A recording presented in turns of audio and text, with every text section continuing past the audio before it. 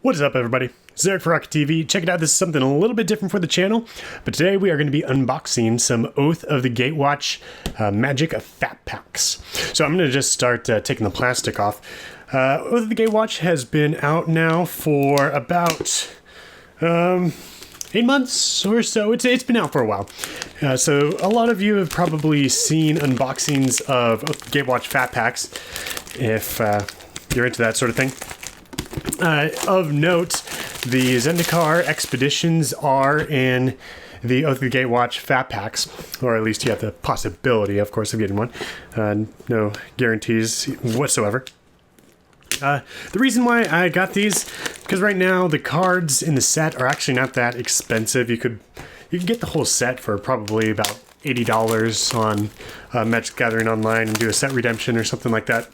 But I was able to get these two fat packs for a little under $60. It was $59. So put that up in the upper right side of the screen to keep track of the complete cost of the two sets. And both of the fat packs come with full art lands, and we'll be getting there in just a second. Just taking this stuff off. So, boom, there's one, and boom, there's two. Those are the most interesting things that come in the Oath of the Gatewatch Fat Pack. Of course, you also get these boxes. I don't know if you can see that here. Got some pretty cool art on them. I'll just get working on this other one. Of note, so of course, if we got a Zendikar expedition, that would be crazy awesome. I'm just throwing this cardboard all over my floor. If we got an expedition, that'd be stellar. But I can't really expect that. Nice, we got the blue dye. I already have a ton of the black dye, so I'm more interested in the blue color dye. But there are a few mythics that I would like for a cube. That's what I'm running. And that's really the reason why I bought this. So these full art land packs, right now they go between $20. Maybe you can find them for about 18 bucks if you're really lucky. And sometimes 15. I know I bought one from a local gaming store where I live for $20. And I'm trying to pimp out all the lands in my cube with the full arts. I was not playing when Battle for Zendikar or Zendikar came out, so I don't have any of the full arts from just opening packs, drafting, and all that. So for me, each of those full art land packs is worth about 15 bucks, because that's what you could probably find them for if you get lucky. So that's $30 in value out of the $59 that I had to spend to get these two fat packs. So I thought, what the heck, instead of just buying the full art sets here, instead of just buying those, why don't I just get the fat packs, and then I can open them up, get some boosters. There's some cards that I'm interested in. I'll get these out of the way right now. And let's just get right to it, see what we get. Pull these out of the way. So, pack number one. Okay, so of course an expedition would be stellar, but we can't really expect that to happen. So, I'll just quickly leaf through the commons and uncommons. By now you've probably seen them all. There are a couple uncommons that I am interested in, however. And oh, Mina and Den Wildborn, not an expensive card by any means, and probably not going in the cube. Of course, I also do want tokens. I have some Eldrazi in my cube. So the tokens, all the lands, and, some cards. So we'll just leave those right there. Most of the rest of these are going to go aside. Now, if we do get a Reflector Mage, that's another card that is going to be of interest. Probably going to go in the cube. Oh, man. I need some practice at opening these things. Obviously not something I do all the time. Okay, and we'll just get right through all of these. Cyclone Sarch in his cloak, Iron is busting, and nothing. Although we did get a foil Goblin Freerunner. Probably not going to be running that anyways. Set those aside and get right on to it.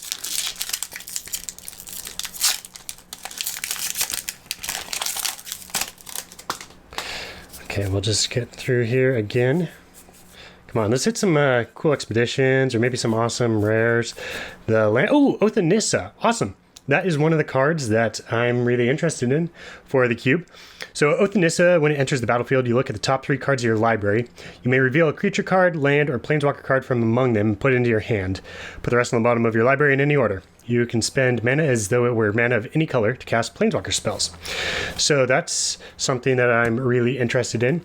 It's great, cheap cycling for green, and it's a way to get an enchantment, not really in the yard since it itself can't be sacked, but it does put an enchantment out there.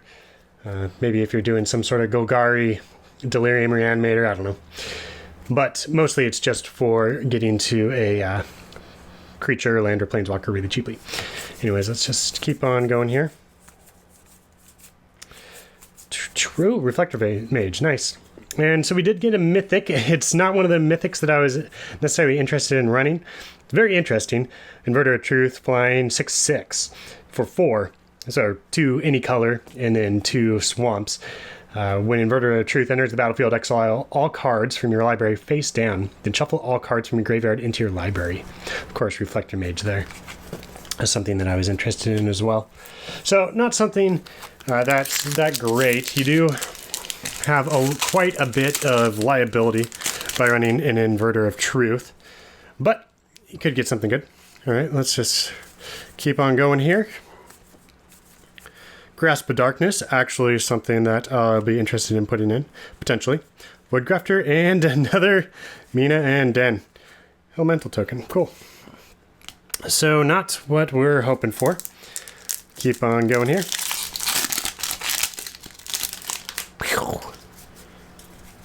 Okay. Well, I see a foil. I just kind of poked that out already. Sweet boy. Submerged Boneyard, Dread Defiler, and Canopy Gorger. So nothing great. Down to the last 3 packs of Fat Pack 1. Nothing amazing. We did get that Oath of Nissa so far. Yeah. So that's pretty good. Reflector Mage, also a good pull. Something that I was interested in running as well. Seed Guardian, might have a spot for that. We'll see. Oh, Mirror Pool. Yeah, not an amazing card, but something that might also find a spot. Lands typically tend to be quite powerful as their effects can't be countered by counter magic. Mirror Pool, by the way, let's put that right here. So when it enters the battlefield, you can add a colorless to your mana pool. Pay 2 and a color, yeah. 2 any color and 1 colorless. Tap it, sacrifice it. Copy target instant or sorcery spell you control. You may choose new targets with the copy. Or for any color and 1 colorless. Tap it, sacrifice Mirror Pool. Put a token onto the battlefield that's a copy of target creature you control. So it does some work. Pretty interesting. Plus, it does give you land. It's unfortunate that it comes into play tapped, but it's understandable. It's not the best land ever, but pretty interesting. Might be able to find a spot in there. Let's keep on going. And Remorseless Punishment. Target opponent loses 5 life. Oh, yeah, that one. Oh, that's kind of cool. A Vow Redeemer foil. Not something that I'll probably be running, but that's a pretty card. So we were able to get a foil rare. Yeah. I mean, he has a 3/3 flash for 3, which, you know, by itself is decent. You had to pay colorless to be able to put out the 1/1 and colorless Eldrazi sign tokens. So that's kind of unfortunate. But, you know, still a decent effect. Might find a spot. I doubt it. We'll see. Okay. Last pack of the Fat Pack. Booster pack. Okay, let's go. Let's get something sweet. Chitness Cloak, Pirate's Assault, Corrupted Crossroads, not sweet. And an Octopus token. So, we did get a couple of mythics, although they aren't mythics that are necessarily worth a dang. But pretty cool. Let's toil on to the packs in Fat Pack number 2. Oh, oh snap. I don't know if you see that, but yeah, I just spoiled it to myself. That is pretty cool. Let's see which one that is. Oh man.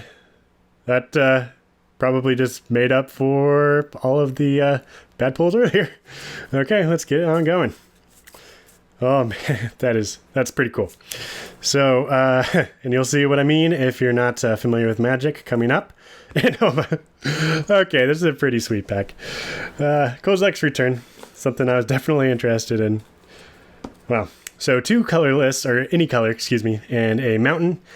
Instant, Kozilek's Return deals 2 damage to each creature. And whenever you cast an Eldrazi creature spell, the converted mana cost 7 or greater, you may exile Kozilek's Return from your graveyard. If you do, Kozilek's Return deals 5 damage to each creature. Now I have a bunch of Eldrazi in my cube already that are going to fill this condition. So it's actually a pretty good utility spell on top of being a decent board wipe. So I was really interested in this card. But let's see, Cascade Bluffs. Oh, that's awesome. Now, this isn't one of the most expensive of the expeditions. Some of the expeditions are fetching $200 price tags. I think, not 100%. As of the filming of this video, I didn't check all the prices. I'm guessing 30, 40, 50, I don't know. Somewhere in there. Still, pretty awesome. That's a pretty crazy pack, if you ask me. I'll just be setting those aside right there for now. Oh, man. Okay. So, pretty cool pack. Pretty cool pack, not gonna lie. Let's... yeah. So, let's keep on going. Definitely... That was luck, you know. You're not gonna get lucky on everything. Press into service. Corrupted Crossroads. Okay. And Zombie Token. Love me some different art zombie tokens. Definitely have a Graveborn Titan in the cube, as well as quite a few other spells that create zombie tokens, so that's definitely something that's worthwhile. Let's keep on going. Embodiment of Fury, Hedron Alignment, something I am not going to play as this is a cube that has a one of. Or I have one of, so unless I'm able to create a bunch of copies of that, I mean, that's just pointless anyways. Let's go here. I do believe my camcorder, or my camera, is going to shut off here soon, so I might have to cut. Oh, that's interesting. This Dazzling Reflection here is definitely, okay, this whole pack is cut very poorly, or stamped very poorly, or at least, okay, so these 3. Those are definitely some interesting misprints. I don't know if you can see those well. I mean, they're pretty obvious. You can put it right up next to another card and see how much of the top border is missing. So those are pretty cool. Set those in the very interesting pile. So I'm definitely very excited about this Fat Pack. Remorseless Punishment, nothing that I wanted. But, let's keep on tracking.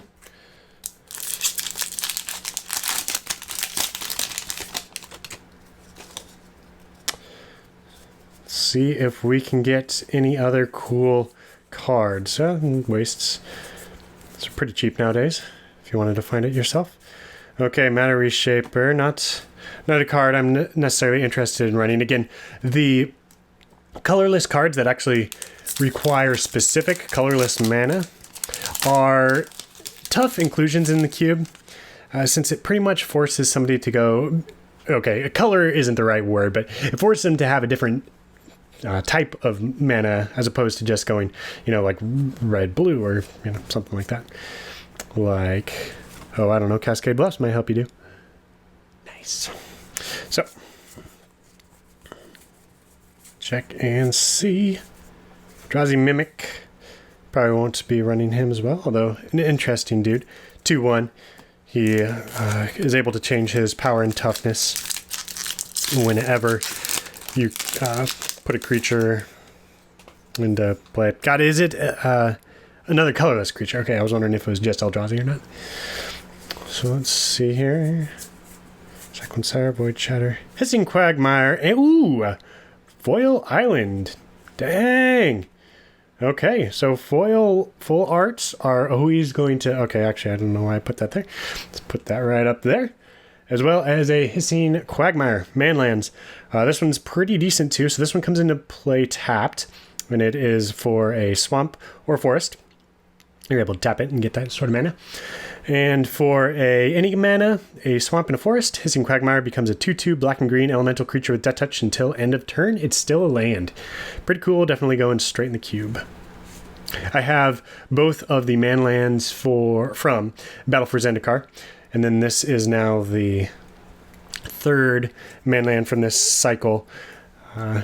Would have liked to have gotten the full cycle, which I believe includes Needles, Spires, and Wandering Fumarole are the other ones from Oath of the Gatewatch, but I can't complain one little bit. Cascade Bluffs is a sweet card. Drawn as chosen. A cohort ally. Not happening. Might pump out zombie tokens, but that is not nearly enough. And the last pack. Come on, big money. Even though we already got big money. Get right through here. See if there's at least one more good card. Goblin Dark Dwellers. Not amazing, not expensive either, but something that might find its way into the cube. Yep, sorry about that. My camera decided to cut out there, as it likes to. Anyways, let me know if you want to see more videos on Magic the Gathering. It's something that I really enjoy. If you want to hear about the cube, or maybe we can do some card reviews on the channel, I don't know. We'll figure it out. Maybe this is the last one I do. Who knows? What the hell? Cascade Bluffs. That is effing cool. Anyways, once again, this has been Eric for Rocket TV. I hope you guys have a great day. Peace.